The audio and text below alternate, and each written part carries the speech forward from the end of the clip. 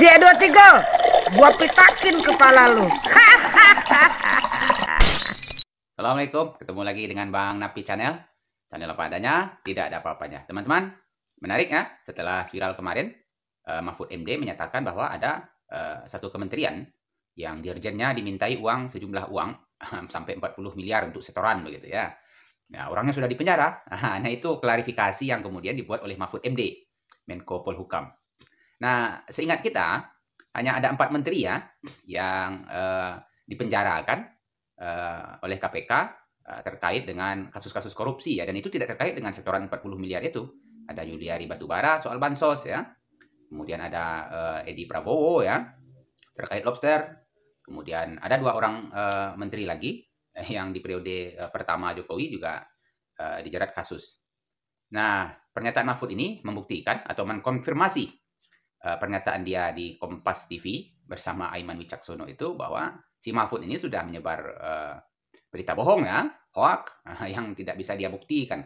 Artinya dia ini menebar isu yang kemudian menutupi isu-isu sentral yang mestinya menjadi perhatian bagi kita. Ada dugaan korupsi atau dugaan KKN, dugaan nepotisme, dugaan kolusi di lingkar istana terkait dengan anak Jokowi ya, Gibran dan Kaisang.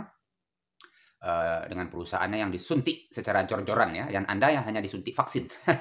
Anaknya disuntik uang miliaran ya, bisnis esrogennya sampai puluhan miliar, kemudian bisnis pisangnya sampai puluhan miliar ya, ratusan miliar, dan anaknya bisa beli saham di perusahaan frozen food senilai 92 miliar. Nah, ini menarik ya, ada banyak ekspansi juga yang dilakukan oleh anaknya yang membeli klub bola dan lain-lain sebagainya. Jadi, teman-teman, ini Mahfud coba mengalihkan isu ya dengan isu-isu yang lain. Kemudian ada muncul ini serangan terhadap agama juga kembali dilontarkan oleh cecunguk ya, buzzer-buzzer yang memang sengaja dipelihara oleh kakak pembina. Kita sebut saja namanya kakak pembina ini Hendro Priyono ya, karena memang sudah diakui ini oleh banyak buzzer-buzzer binaannya ya. Mereka dibayar ya. Kemudian kalau tidak mereka akui ya tinggal di tracking saja itu rekening koran tabungannya ya, rekening banknya. Dia dapat uang dari mana ya, bisnisnya apa, penghasilannya apa, nah kok hidupnya enak begitu kan. Tentu tidak mungkin kalau tidak ngebuzz ya kan, tidak ngebuzzer begitu. Seperti yang diakui oleh Permadi Arya, Abu Janda ya, dan Denny Sregar ya, tempo hari. Dan itu sudah dinyatakan secara tegas ya, dan diwawancara di Detik 20, Detikcom, jaringan Detikcom. Jadi pernyataan Mahfud ini ya barangkali bagi teman-teman aktivis tentunya ya perlu ditelusuri, dan kapan perlu dibuat juga ini pengaduan hoax ya kan. Nah, ditambah lagi dengan ya isu-isu receh ya terkait postingan di Twitternya Jokowi yang mengatakan bahwa ya salah satu sirkuit di Portugal itu bagian dari sirkuit Mandalika, kemudian tweet itu dihapus ya. Itu kan trik-trik ya atau umpan-umpan lambung yang diberikan kepada netizen supaya yang diributkan itu ya soal-soal receh. Padahal harga minyak ini sudah sampai 40.000 1 liter itu di Jawa Barat ya kan. Lalu ada soal tambang yang di Kalimantan ya, ada 2,5 triliun panennya tiap tahun, coba bayangkan, dan itu dirampok dan tidak dilaporkan kepada negara dan dibiarkan saja oleh Kementerian SDM ya kan. Jadi lalu isu sentral lain yang tertutupi ya, soal PT 20% ini, presidensial threshold 20% yang dipaksakan oleh DPR ya.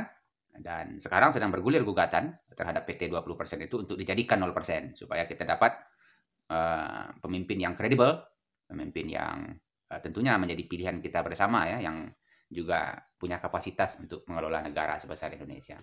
Lalu ada banyak kasus-kasus hukum yang oleh kepolisian juga tidak ditindak secara cepat begitu ya. Kemarin yang viral itu ada sogokan dari bandar narkoba di salah satu Polres di Sumatera Utara ya, konon Polres Medan begitu kan.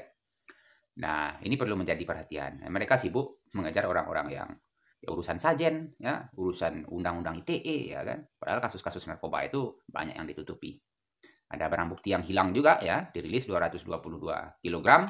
Kemudian dirilis pula informasinya oleh kepolisian 147 kg. Imigrasi merilis 222 kg. Itu tempatnya sama. Jadi ada yang komplain kemarin dengan pemberitaan atau informasi yang saya sampaikan. Satu di Aceh katanya, satu di Tangerang. Padahal itu jaringannya dari satu berita ya. Cuma dipecah oleh Antara. Ya. oleh antara. Jadi media pemerintah ya memberitakan dari sisi yang berbeda. Padahal yang memberikan keterangan itu ya satu orangnya ya, satu Humas Bareskrim, Mabes Polri ya kan. Jadi ada banyak ini yang ditutupi, kasus apa lagi ya, terkait Randi juga yang kemarin itu, yang kemudian sampai pacarnya bunuh diri ya kan, belum selesai sampai sekarang. Lalu si Ferdinand tidak jelas sampai sekarang. Lalu KM50 yang dituduhkan kepada Habib Bahar bin Smith juga kasusnya tidak jelas sampai sekarang ya kan, tapi orangnya dipenjarakan begitu saja. Nah, lalu ada kasus Munarman ya. Ini banyak hal-hal menarik sebetulnya teman-teman yang ingin kita ulas, tapi sekedar mengingatkan fokus kepada isu-isu sentral saja, biarkan buzzer itu berteriak-teriak ya. Mereka akan menggelontorkan isu-isu terkait dengan persoalan, mereka akan pancing terus dengan isu-isu sara begitu ya. Nah, ini umpan-umpan lambung itu ya, kalau kita viralkan justru menutupi isu-isu yang menjadi perhatian pokok kita mestinya ya. Kita hancurkan saja ini rezim Jokowi ya. Kita gulingkan saja. Menggulingkan pemerintah itu legal ya, sesuai dengan konstitusi kita tuntut. Turun kita ke lapangan. Ya tentunya harapan kita yang menjadi lokomotor atau lokomotifnya ya teman-teman di ibu kota ya kan. Di daerah mengikut saja ya.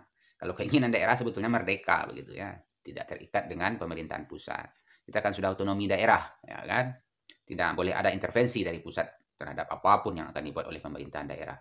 Lalu ini ada pergantian ratusan kepala daerah ini sekitar pertengahan 2022 ini ada bupati, wali kota ya. Nah, ini akan menjadi perhatian serius mestinya oleh kita bersama. Harusnya menjadi perhatian serius ya, karena akan banyak disisip oleh purnawirawan polisi, TNI ya kan. Untuk ya menggantikan posisi-posisi kepala daerah yang rencananya ini lewat Perpres juga mungkin akan ditunjuk langsung oleh Presiden. Tidak dilakukan lewat mekanisme pilkada. Itu berbahaya teman-teman. Terima kasih. Assalamualaikum warahmatullahi wabarakatuh.